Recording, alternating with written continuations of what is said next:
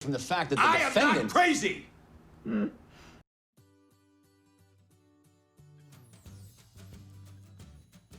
Hey everybody, no, what? I'm Judy. Hello. Welcome to our reaction channel. Today we are watching Better Call Saul. We're in season 3, episode 5, Chicanery. What's that word? I've heard it before. I don't know. Yeah, before we begin, don't forget to subscribe, like, comment, and share. And if you want to watch our full-length reaction to this episode, you can find it on my Patreon. And you guys, I'm selling merch. I left my shirt just all up there, so keep happy to show you guys. So if you're interested, links to in the description box, and as well as the YouTube merch show down below, and also another YouTube channel, also linked to in the description box if any of y'all want to go check that out. Okay, so last episode, they had Mike go take pictures of Chuck's place, and we don't know why. Oh, yeah. Gonna use that for, and like Probably. Kim was happy that Chuck admitted to having another tape. Oh, yeah. And Gus was like, "Hey, yo, Mike, you should think about working for me." Yeah. That's kind of it. Yeah, So let's go. Let's get into this. Maybe he's setting up some candles. Chuck trying to get all romantic. Yeah, like a ton of candles. Right? Don't burn the place down. Oh my god. Yeah, like, what was her name? Rebecca? Rebecca. Oh, Chuck. You look... I Oh, remember. it's so good to see you. I'm sorry. Oh, yeah. It must be his thing has already started here. Oh, it's my conductor. Yeah. Yeah, we can do it whenever we eat. Mhm. Okay. All right, sure. Well, do you want me to rehearse the cello separately?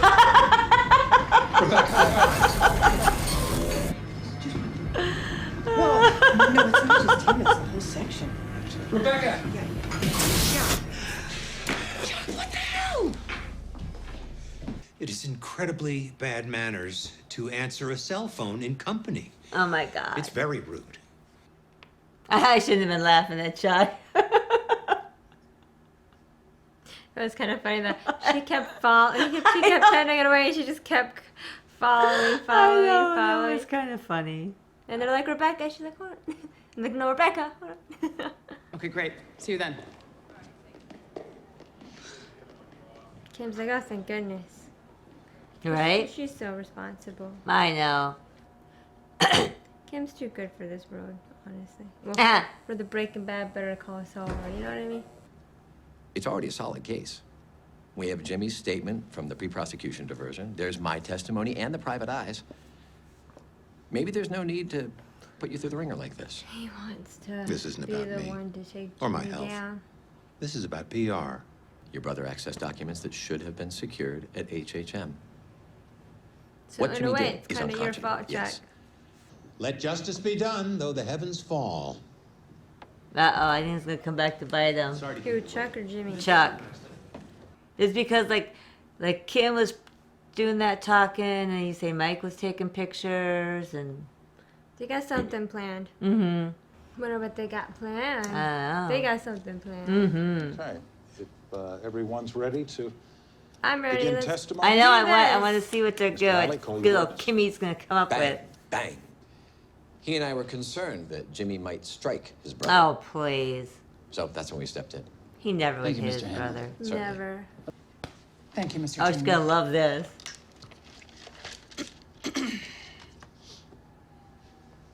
Yeah, 'cause it's Howard. Sounds like you didn't hire him. Why not? With that kind of grit? The partners decided it would be best to avoid the appearance of nepotism. Chuck. We felt hiring Jimmy might damage morale. Nepotism. Your firm is Hamlin, and McGill, right? Ah, Who's the other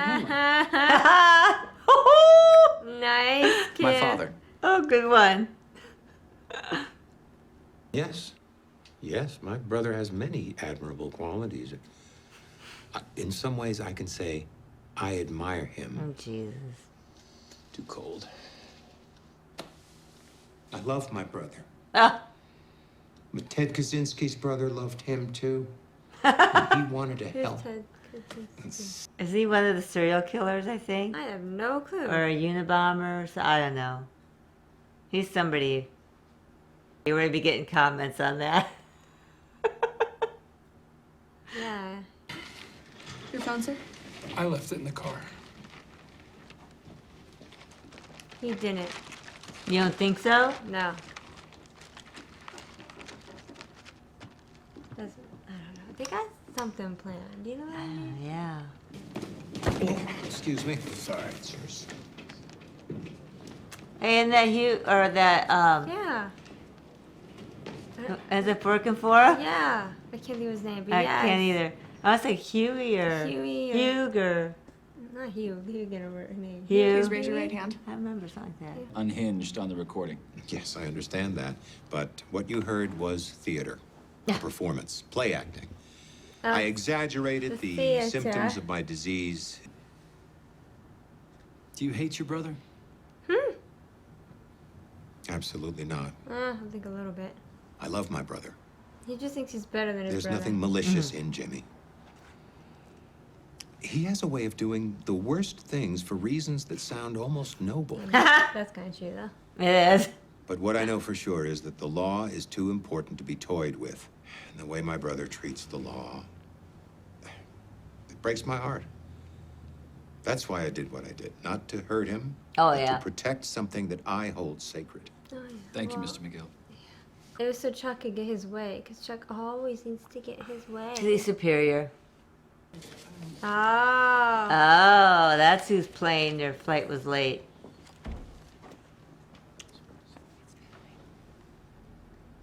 Maybe to Mr. rattle him. I'm sorry. Might I have a moment to get a breath? But now you're here. And now you know. And Chuck was pissed. Well, the circumstances of the recording are materially relevant. How can you know what the tape really means unless you know what was going on when it was recorded? Overruled, the witness could answer the question. I covered most of the walls with foil scrim craft insulation. I also hung a number of space blankets. Well, I'm impressed by how much work went into entrapping me. You went all out. I didn't entrap you. I provoked an admission in adverse interest. That's not the same thing. This is your house, right? Yes. So Here's the picture. exposed wires. There's a camp stove. There's a lantern on top of newspapers. In order to understand what I was thinking, you need to see Chuck through my eyes. You need to know if I believe that tape was evidence. And I say it was evidence of only one thing. My brother hates me. Now, he claims that he lied to me to get me to tell the truth. And I'm telling you, I lied to my brother to make him feel better. Which of us you believe depends on how we all understand the mind of Charles McGill. Talk about when these symptoms first started. It was shortly after you were divorced. Is that right? Yes. You think the stress of the divorce brought on the illness? I doubt it. It was an amicable split. My ex-wife and I are still on good terms. That's In what fact, it your was. ex-wife is present with us today. He knows I still have a A thing for lot her. of Oh. feeling for my ex-wife. He's hoping this will break me down. Split me apart at the seams like a murderer confessing on an episode of Perry Mason. There's a tightness in my chest, difficulty breathing, Sounds like panic and attacks. pain. Burning pain. The pain spreads I don't know. everywhere. I think he Sounds just says it horrible. to himself. Does it hurt right now? There's always some discomfort, yes. It's like he's like an Electricity anxiety is disorder, everywhere I in the think. modern world. Could you reach into your breast pocket and tell me what's there? What now? They planted something. Oh, and that guy bumped into him. Oh, battery. Can you tell the court what that was? His name is Huel Babineau. He's on our Huel. witness list. You bumped into him in the stairway. He'll testify he planted this fully charged battery on you over an hour and a half ago. Hour and 43 minutes. An hour and 43 minutes. Thank you, Mr. Babineau. And you felt nothing. No, it's a trick. It has Enough to. is enough. From the fact that the I am defendant... not crazy! This chicanery, he's done worse. That's billboard. Are you telling me that a man just happens to fall like that? He defecated through a sunroof. And I saved him. He'll never change. He'll never change. Ever since he snapping. was 9, always the same. Couldn't keep his hands out of the cash drawer.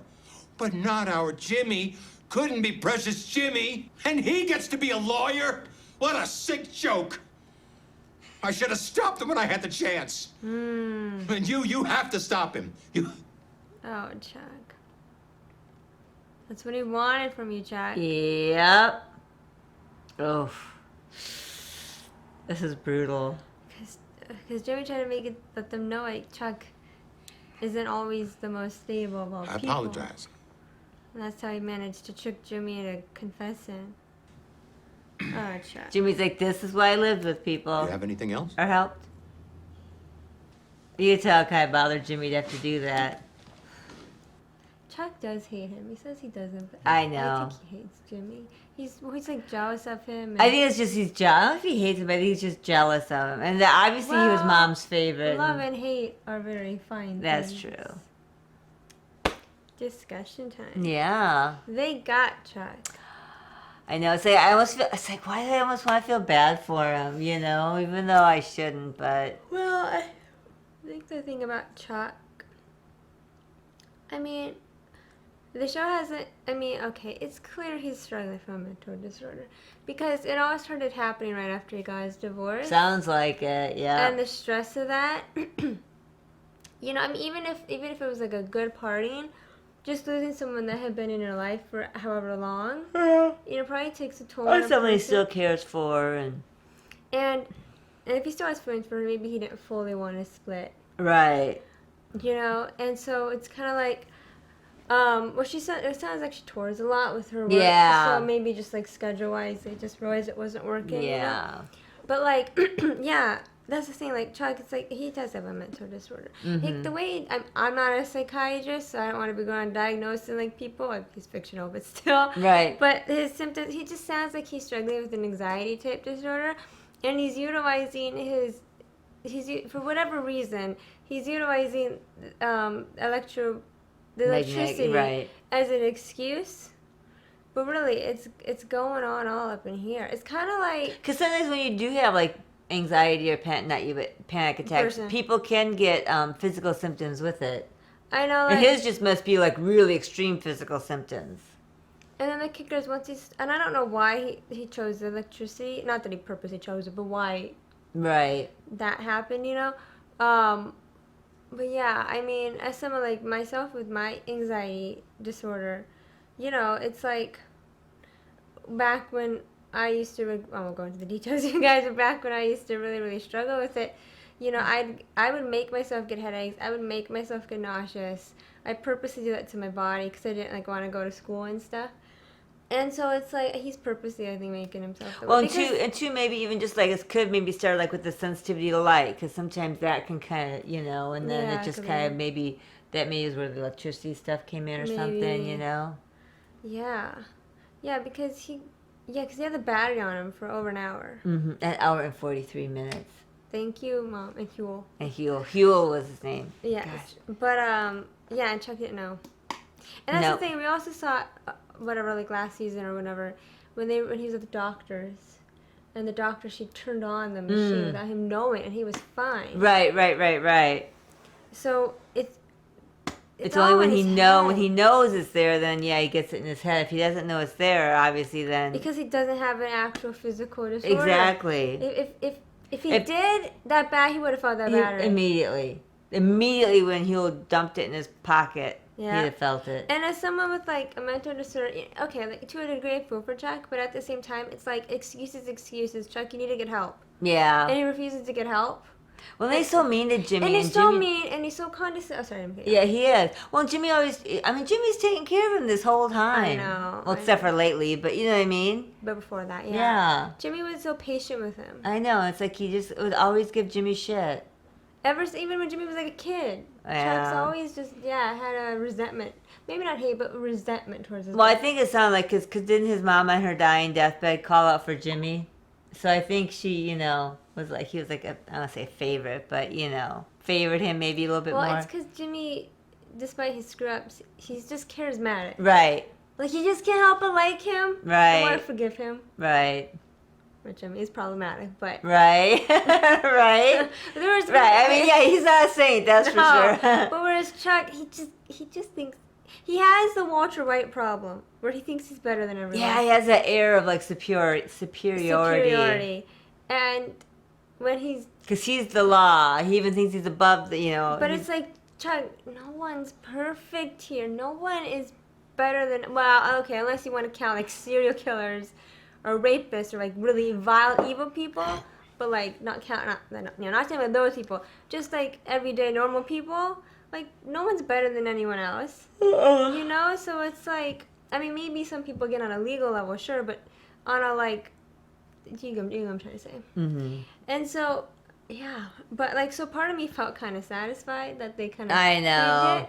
Because you could see the look on the judges or whoever they were, the committee people. Right. On the look on their faces, I think, because Jimmy was trying to make the case, like, you have to understand what put me in that position to say what I said. Because Jimmy's trying to say, oh, I lied. Oh, yeah, they're just thinking, oh, I walked into a house like our normal old house and just confessed. And he's trying to explain, like, if you understand that I've been taking care of my brother, and I worried for him, because he was having a breakdown.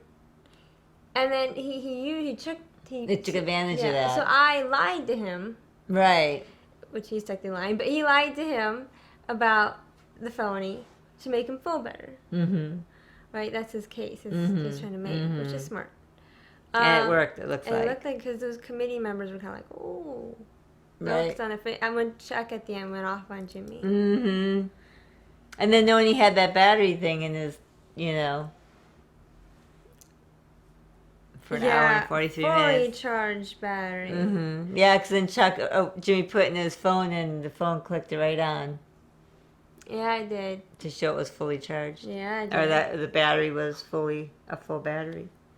I did. Yeah. Yeah. And that's the thing, like Jimmy said, if he just had a physical condition, like say like lung cancer, he wouldn't have probably hesitated to tell Rebecca back in the day. It's because it's a mental disorder, and Chuck was ashamed for it. Because there's such a stigma behind mental disorders. You know, and when it's not physically something you can see wrong, sometimes people don't believe it.